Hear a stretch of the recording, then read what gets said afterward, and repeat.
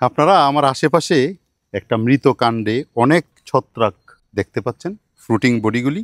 এই ছত্রাকগুলি যখন গাছের মৃত কাণ্ডে অথবা স্যাঁতসেঁতে জায়গায় জন্মে, তখন আপনারা দেখবেন গাছের মধ্যে কিছু শামুক থাকে। সেই শামুকগুলি সাধারণত এই ছত্রাকের গায়ে এসে এই ছত্রাক এক ধরনের মিষ্টি কেমিক্যাল উৎপন্ন করে, সেইটা ওরা খায়, খেয়ে জীবন ধারণ করে, শামুকের লাইফ সাইকেল সম্পন্ন করে। এবং দেখবেন এই ছত্রাকের আশেপাশে ওরা আস্তে আস্তে খুবই স্লোদ গতিতে ঘুরতে থাকে। ছত্রাকগুলি যখন জন্মে তখন শামুকের আগমন ঘটে, শামুকগুলি তার নিজেদের অস্তিত্ব টিকিয়ে রাখার জন্য। বিশেষ করে আমরা অনেক সময় অনেক উদ্ভিদের কাণ্ডের মধ্যে বেয়ে উঠতে দেখি।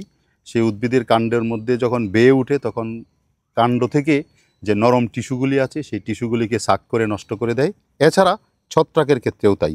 আমরা দেখতে পাচ্ছি এই শামুকটা এখানে ধীরে ধীরে সে এটার উপর দিয়ে বেয়ে বেয়ে উপরের দিকে উঠছে, একবার আরেকবার নিচের দিকে যাচ্ছে।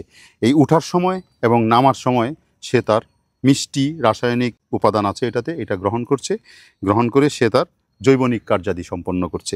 আসলে বনের ভিতরে যদি আপনি ঢুকেন, ইকোসিস্টেমে কোথাও গেলে দেখবেন কত রকমের যে বিচিত্র বিচিত্র কিছু বিষয় দেখতে পাওয়া যায়।